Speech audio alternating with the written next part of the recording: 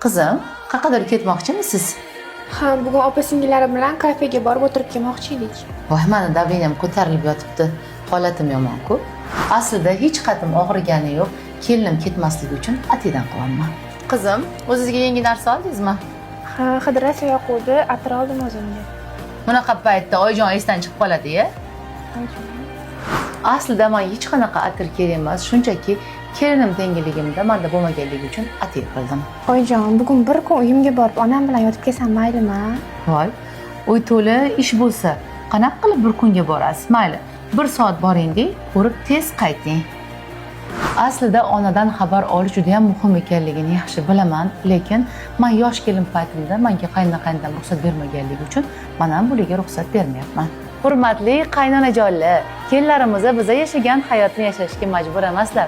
Qaysi xonadonda kelin va qaynona ahil bo'lsa, o'sha xonadonda baraka bo'ladi va keliningiz yaxshi kayfiyatda yugurib xizmatingizni qiladi. Keliningiz yumushlari oson, yuvayotgan kirlari toza bo'lib chiqishi uchun Kopin Plus jidki hamda kapsula poрошокlardan olib bering. Kopin Plus kapsulalarni ham, Kopin Plus suyuq gelini ham 2 xil razmerlari bor.